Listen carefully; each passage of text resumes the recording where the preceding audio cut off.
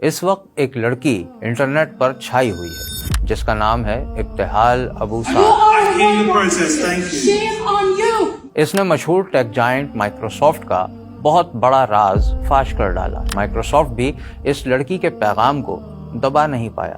The fear of contributing to the genocide in Gaza is greater for me. اسے ایک لمحے نے technology کی دنیا کو ہلا ڈالا۔ مائکروسافٹ انجینئر ابتہال ابو سعد نے اپنی کمپنی کے سربراہوں کو مخاطب کیا جن میں بل گیٹس بھی شامل تھا۔ اس کا پیغام بہت واضح تھا۔ Stop using AI for genocide, Mustafa. Stop using AI for genocide in our region. You have blood on your hands. All of Microsoft has blood on its hands.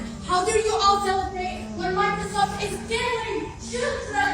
Shame on you all. نسل کشی کے لیے اے آئی کا استعمال بند کرو۔ اب سمجھیں کہ ہوا کیا تھا اور مائکروسافٹ کا کردار کہاں تک جاتا ہے۔ آئیے اسے سمجھتے ہیں۔ مائکروسافٹ کی 50ویں سالگرہ کی تقریب کے دوران ابتہال ابو سعد نے اے آئی کے سی ای او مصطفیٰ سلیمان کو تقریر کے دوران ٹوک دیا اور اس کے ساتھ ساتھ کمپنی کو واضح طور پر فلسطین کی جنگ سے منافع کمانے میں شریک قرار دیا۔ سیکیورٹی نے اس لڑکی کو دھکیل کر اس ہال سے تو باہر نکال دیا، لیکن بات یہاں ختم نہیں ہوئی۔ ابتہال نے پوری کمپنی کو ای میل بھیجی اور مسلم نسل کشی میں مدد فراہم کرنے کی وجہ سے مائکروسافٹ پر پھٹ پڑی۔ اس نے بتایا کہ اسرائیلی افواج نے مائکروسافٹ اور اس کی بنائی ہوئی اے آئی ٹیکنالوجی کا استعمال انٹیلیجنس کے لیے کیا۔ 7 اکتوبر کے بعد سے اس نے یہ ٹیکنالوجی 200 بار استعمال کی، اور اتنا ہی نہیں، مائکروسافٹ اسرائیل کے انتہائی اہم اور بڑے دفاعی پروجیکٹس کو سروس بھی دیتی ہے جس میں اسرائیل کے ٹارگٹس بھی شامل ہیں اور فلسطینی عوام کا ڈیٹا بھی۔ یعنی مائکروسافٹ کا اے آئی فلسطینی عوام کی جاسوسی، نگرانی، حتیٰ کہ ان کے قتل تک ہر قدم پر شریک ہے۔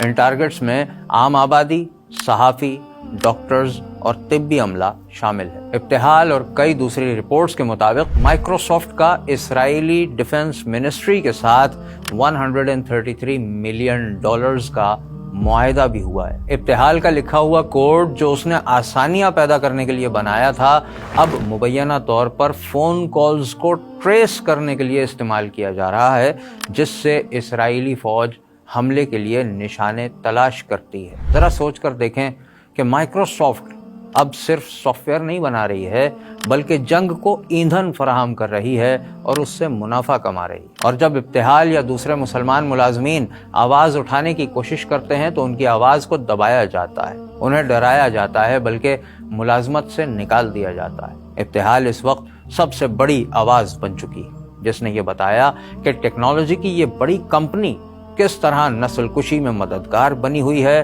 اور لوگ اس کی بات کو سن رہے ہیں۔ سوال یہ ہے کہ مائکروسافٹ کو اب ٹیکنالوجی کی دنیا میں انقلاب لانے کی وجہ سے یاد رکھا جائے گا یا مسلمانوں کی نسل کشی اور خون بہانے کی وجہ سے؟